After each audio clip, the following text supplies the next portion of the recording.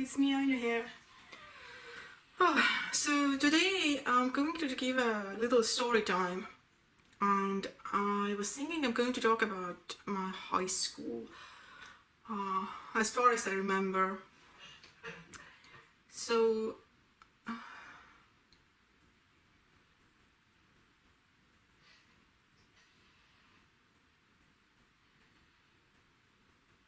one thing that is really different in Estonian schools compared to American schools is that you don't change your homeschool teacher so much. The children stay together more.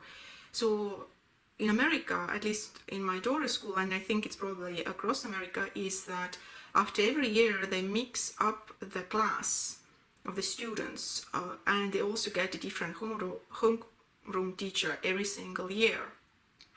In Estonia, you get the same homeroom teacher from grades 1 to 3, then it changes. You get another homeroom teacher from grades 4 to 9, and then from 10 to 12.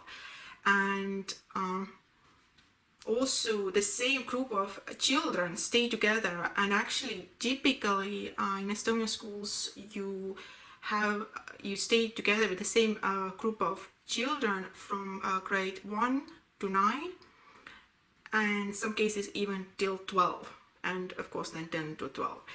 I choose to change school after 9th grade, although I could have stayed in the same school and finished the next 3 grades.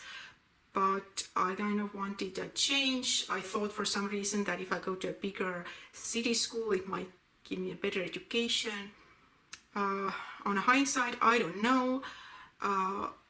Do I regret it? No, because I got better friends from high school people, and overall I'm very grateful that I had the experience what I have.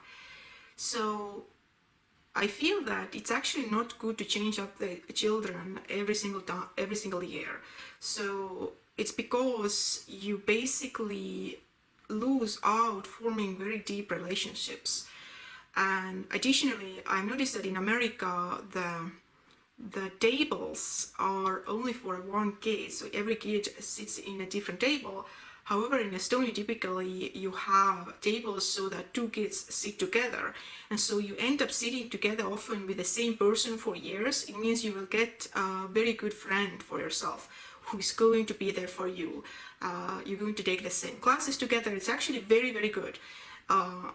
And I feel like my daughter is missing out from it, and I really wish it wouldn't be such a mess here. I don't know why, how, like what criteria it is that they changed to after every grade. They, like, I think they have in her school. So right now she's going to the second grade, and so I think there is like 5 parallel classes, and so some reason next year she's going to have a different group of kids in this class. But how do they decide which kids go to what class? Why change it all up? Like, what's the point? I don't get it. Because once she gets like befriended with somebody one year, the next year that same girl might not be in her class, and I feel that's such a sad thing. Yeah, like I'm not a fan of this for sure.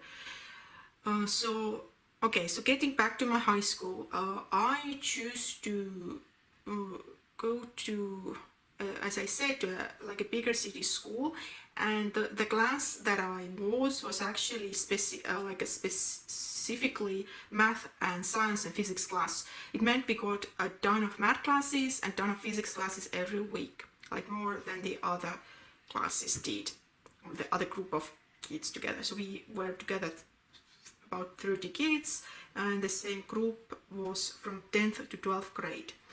Also, we only had like about 10 girls, so maybe it was 9, I can't remember exactly. But so we had quite like the ratio was like a lot of boys per girl, that I do remember.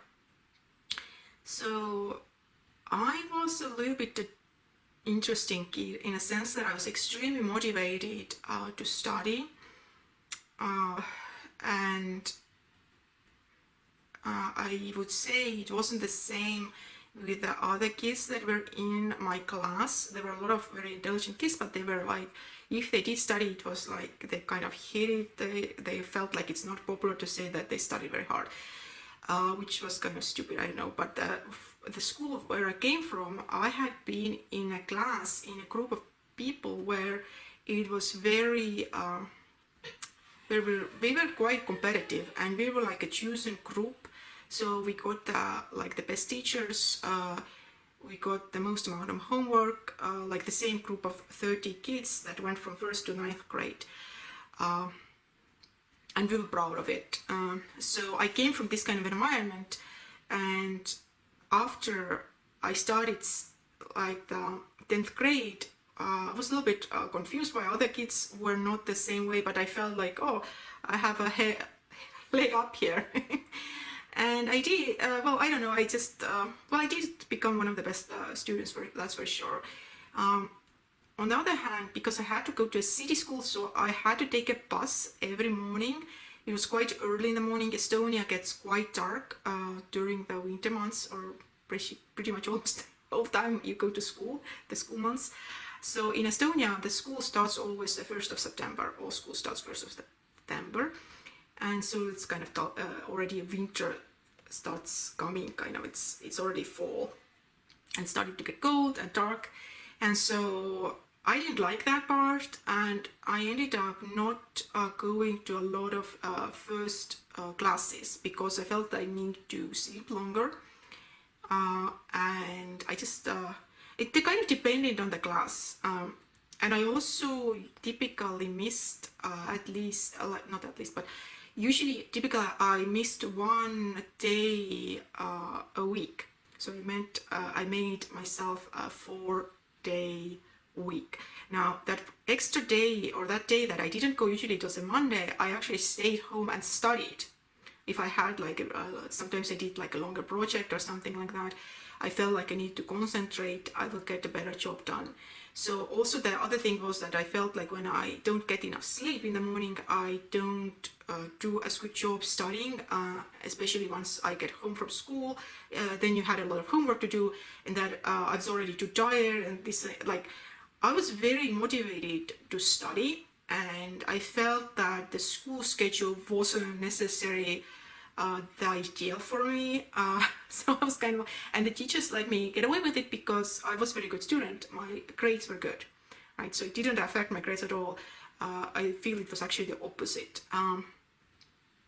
Right, which sounds kind of very strange, I know. So I was skipping a lot of class, but at the same time, I choose which classes I skipped, and like sometimes in the middle of the day, I might skip a class when I thought that it's kind of a stupid class, and I went to library and studied instead, because sometimes the classes where the teachers just were weak, and they didn't do a very good job, and it was very easy for me to not go to the class but still get an A. So I felt like it's a waste of time, which kind of sounds kind of crazy, right? But I feel that, you know, at that age, you're already becoming somebody, and if you choose to study the way you want to do it, the way you should do it, and children should be let to choose their own way of doing it. And I feel like some kids, I don't know, well, for me it worked, let's say it like that. My mom tried to change it, but she had like no, you know, she just couldn't do really much about it. I just did the way I choose to do it, and that's how it was. And like in Estonia, like in 12th grade, you also get like exams that are national exams that are there for you, for the university entrance. And like in America, you have like one test, like this SAT score, right? In Estonia, you instead, at least my time, I don't know, maybe they have switched it up now, I haven't kept up with it, but then I had to take 5 different exams of 5 different topics. I think I choose math, English, literature, which was like, or English language, I mean Estonian language, it was like mandatory, but also I choose biology and something else, I can't remember what it was. something else. Anyway, it doesn't matter. So like they were on different days. So every student had to choose 5 different ones. So yeah, so in our high school, I got the highest math and physics scores. So definitely I knew what I was doing, and so even though I did it completely differently, it's very probably unusual thing for students, somebody to do something like that. But I had a very good relationship with my homeschool teacher. She understood that, you know, I'm very motivated, I can be trusted, and that's what I did. Right. So I'm going to have a little story that is not going to make me look good. My high school story, like maybe the biggest thing that happened. Hey, stop it! Stop it, Poso! Poso, no!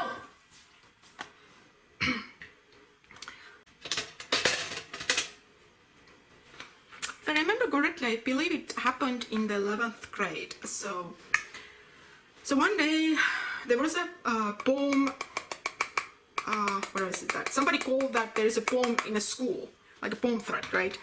And so the school was basically emptied out.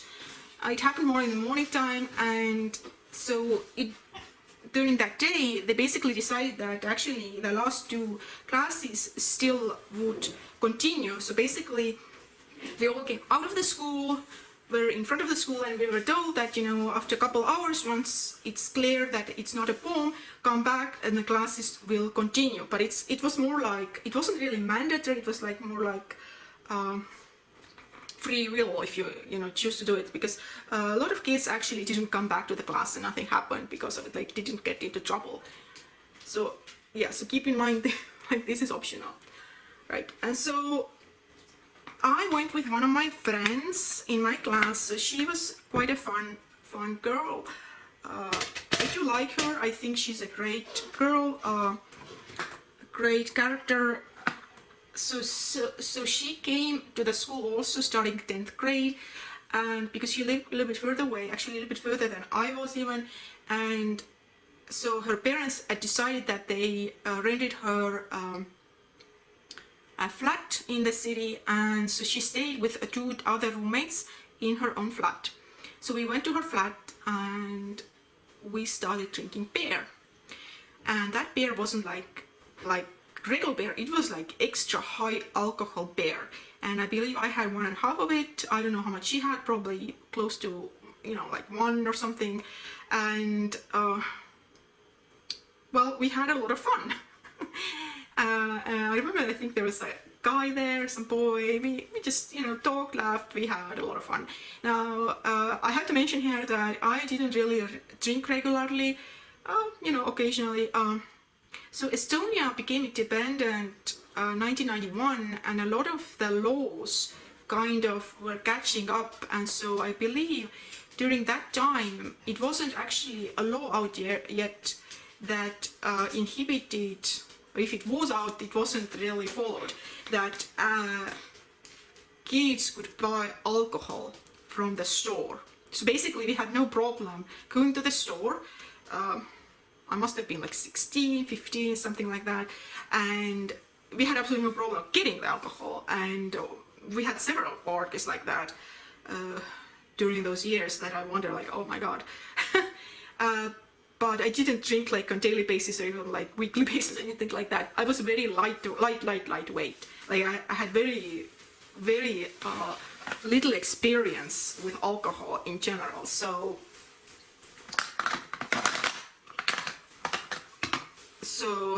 I got very drunk, and so it was about time to go back to the classes, right, if you choose to do that. And my friend said, you know, let's not go, you're drunk. And I said, no, I have to get back, it's physics, I love physics, I want to get back to the physics.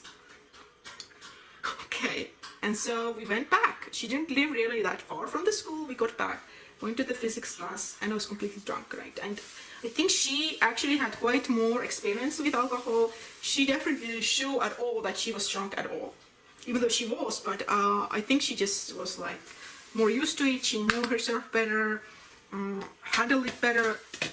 right? And she didn't definitely want to get into trouble, so she didn't show it at all.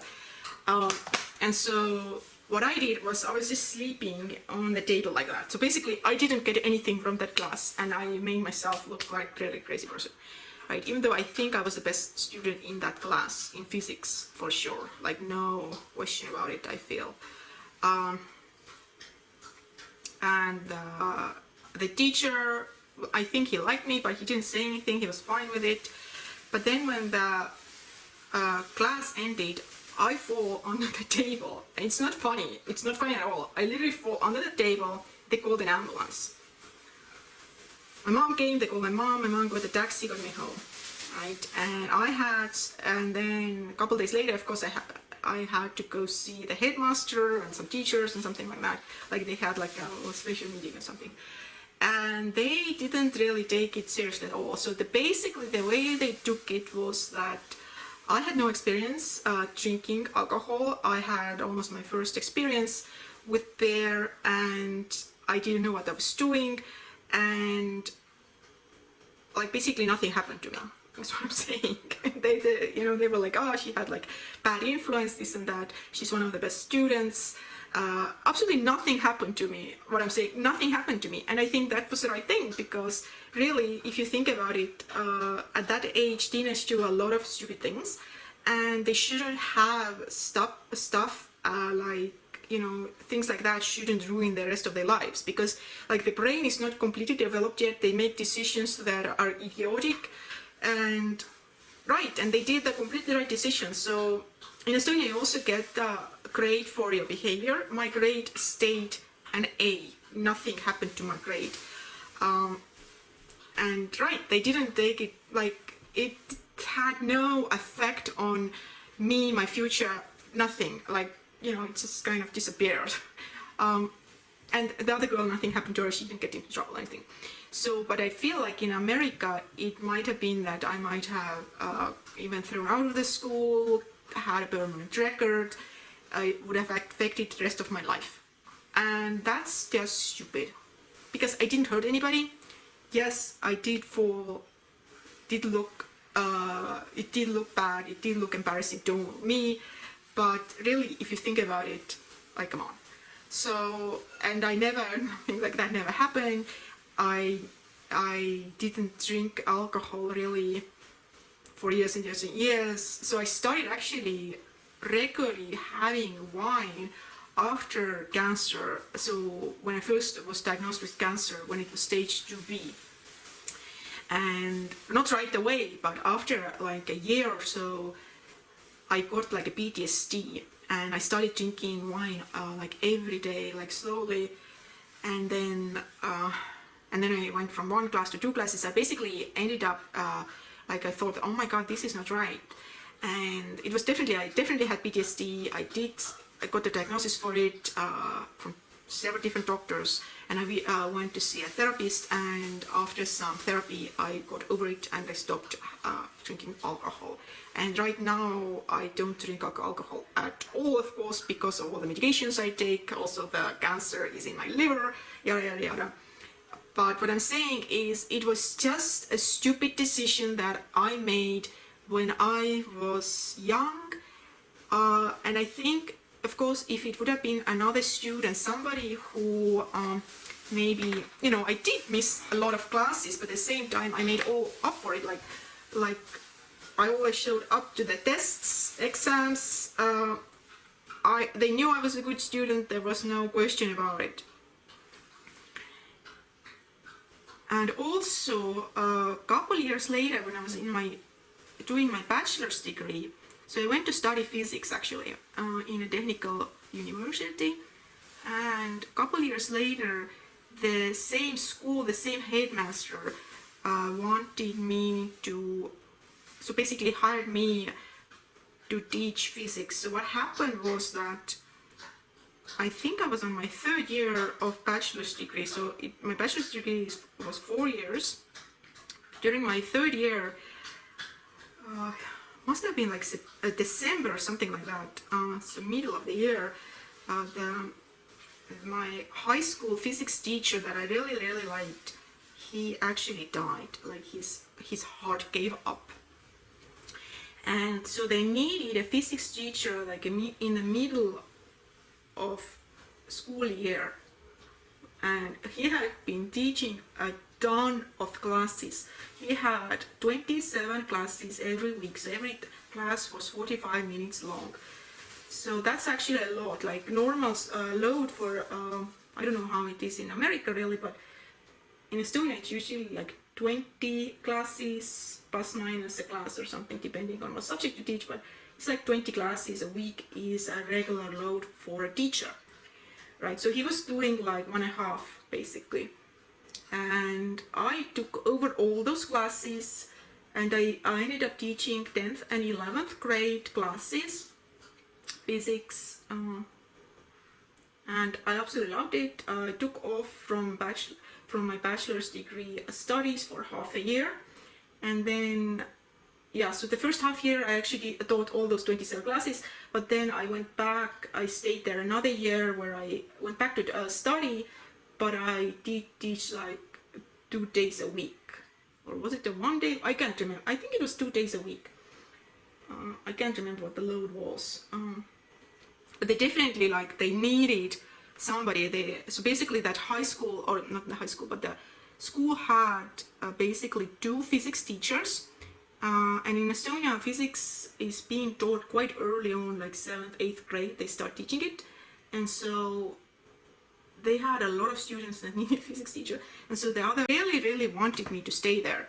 Like they gave me, so it's like there is a set amount of pay that they can pay you as a teacher, but then they can give you like extras and bonuses, and they paid me maximum, whatever they could. They because they so badly needed me. And then I graduated my bachelor's, I started my master's, and they still wanted it. You have to come, we are hoping that you come after you do your studies, you definitely need to be here, we so badly want to. And I said, at first I said, well, I'm coming back in a half a year, but then when half a year was over, I didn't go back. I was like, because I already had started at that point working in a physics institute that was basically almost next to the university that I went. And actually through that physics institute, actually it's not a physics institute, it's a science institute, because it was also chemistry and biology scientists work there. And through that institute, I actually met my hubby, because they put up a conference, and then the conference had scientists across the world come to show their work, and I was there also. And then my hubby was there. He was just finishing his postdoc from Harvard, and I really liked him, and I ended up basically doing all those tests that you need to do to get into grad school here in America. And all this stuff took me a year. Basically a year after I met my hubby, I was here to come here permanently legally, although I did come to visit him 3 times, like 2 weeks at a time. All this time I was actually working in a physics institute, and by that time I also had entered into PhD grad program in Estonia. So in Estonia you have to do masters before you can enter into the PhD program. So I did my masters in 1 year, and then started doing that degree in Estonia, and still working in the institute, and then visiting him here. And then once the year was up, I had gotten into one of very nice university, very nice university here in Georgia, and yeah, my life changed. I just left everything behind.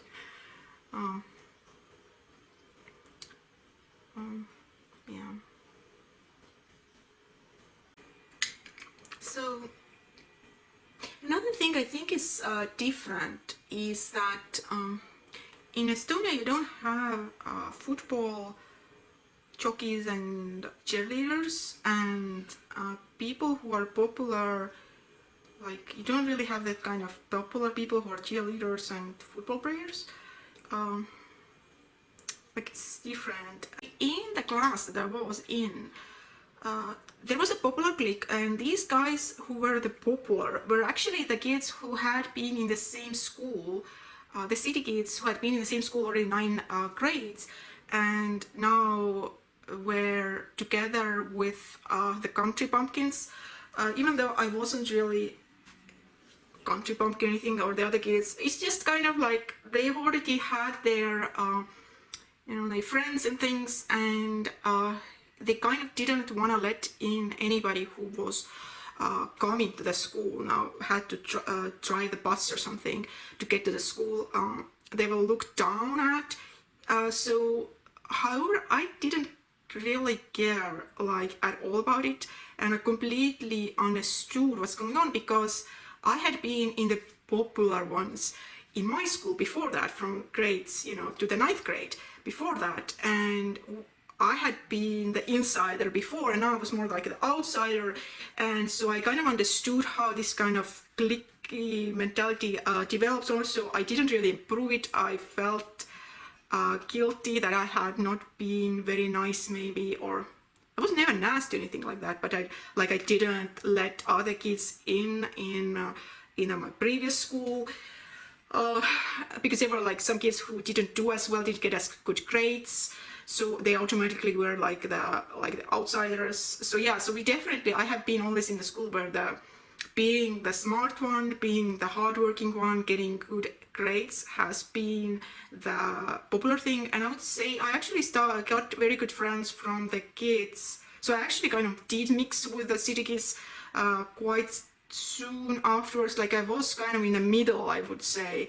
I wasn't outside, I wasn't really inside. I did my own thing. I did get absolutely my best friends from the kids who had been the city kids.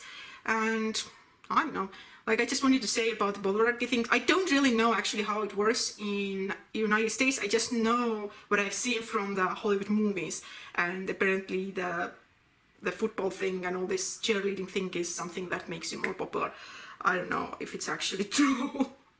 So yeah, so it definitely the intelligent stuff and hardworking stuff, and I kind of feel like I earned my spot and respect from everybody in my class. And although I wasn't really the popular girl who was like, even though we had a lot of boys in there, like I don't feel like boys ran after me or anything like that. Definitely not. Definitely not.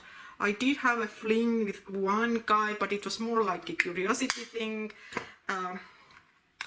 I don't know if I even fancied him. It was more like, oh, that's interesting. I have always been a very experimental person in everything. I think I'm the one who takes risks, and I mean that's how I ended up, in America with PhD from a very good universities, just because I try things. Like coming to America was also something like oh, that's interesting. I want to try that. And it also comes with, that's why I love that I have so much cosmetics here, because I love to try all this crap. It's just my toys, my play toys, that gives me a lot of happiness. And I do read. You saw how many books I have in my previous video. I do read ferociously.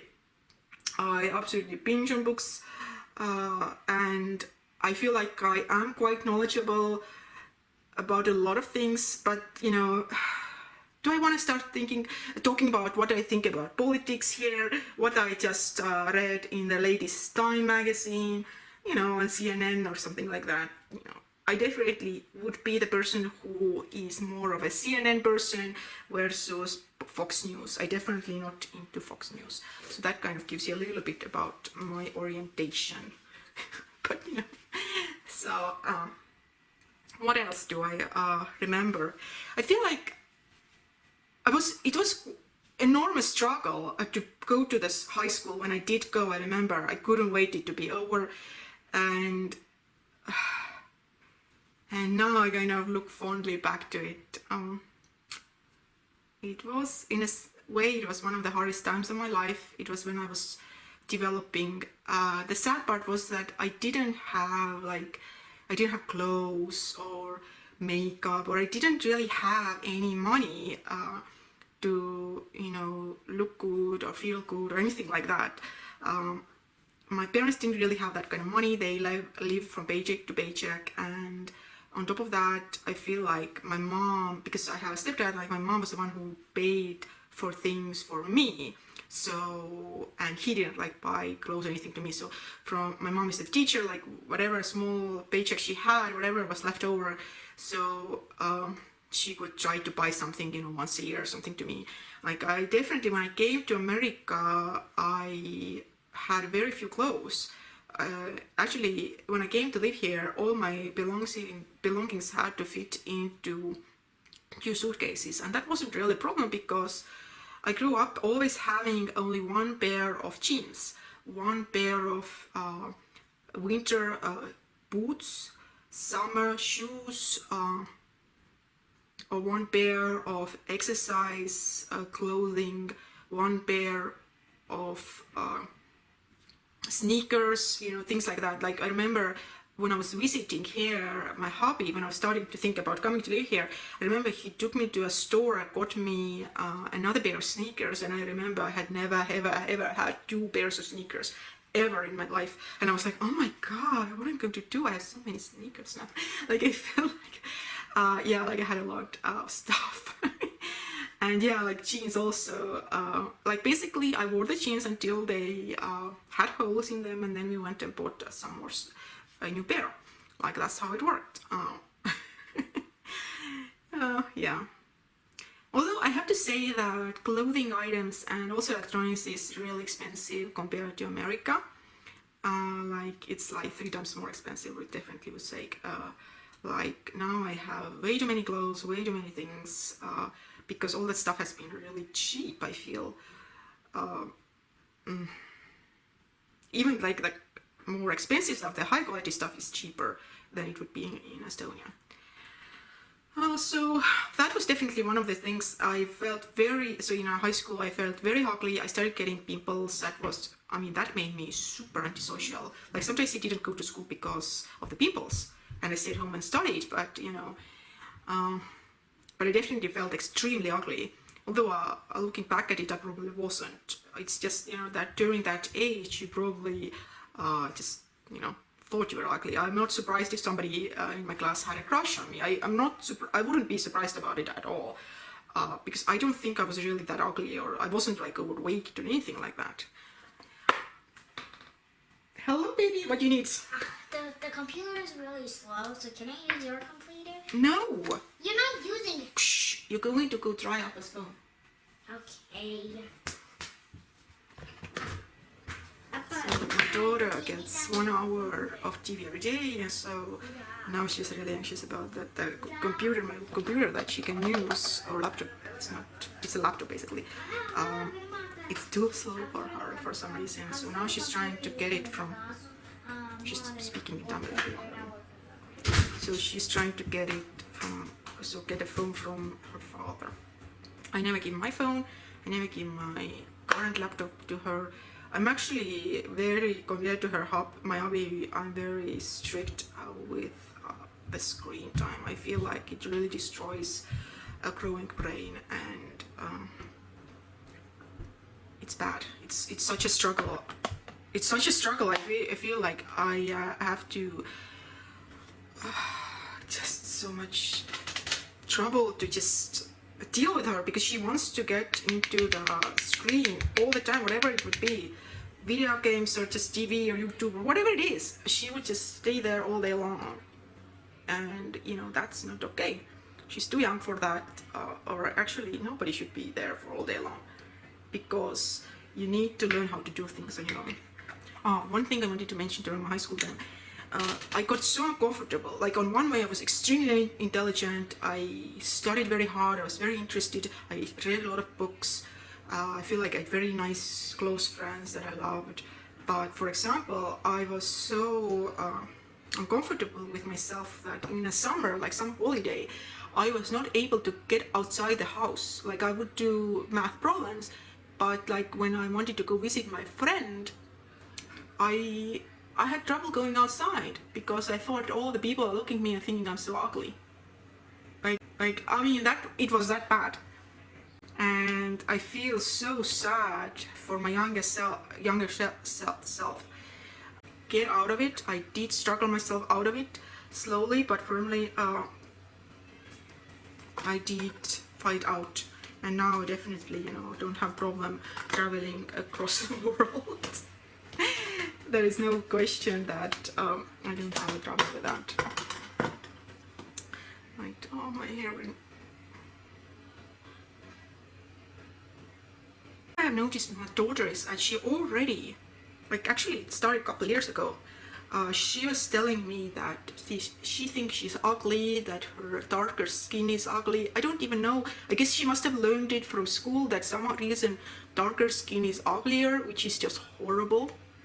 That, you know, this thing, I don't think in Estonia it would be an issue, because in Estonia you would be an exotic, because everybody is very light. Darker skin is more like an exotic thing, and people actually would, you know, prefer it. And so I'm just so sad, and I have had so many talks with her about it. Just, I feel like in America they pay too much attention to the skin color. Your skin color doesn't make you better or worse. It's just like, you know, how tall you are, how... So another thing that happened to me, or what I did during my high school years, was I started smoking. I don't know if it's really, it was a very short period of time, and it wasn't, I didn't actually inhale, which I didn't know that you're supposed to do. And once I learned that you're supposed to inhale, I think I mean, it continued very short period of time, like it doesn't really count as real smoking. And I stopped doing that very quickly, actually. Like, it was just something I tried. I went out to smoke with some guys, you know, between the class breaks. But I didn't do it very often, or like, I mean, it did it really short period of time, only a couple times. It was just, again, something that I tried that I didn't like. And then, like, in high school we had to do like this project at end of each year, like this research project, like write a paper or something. And one year I chose to do it on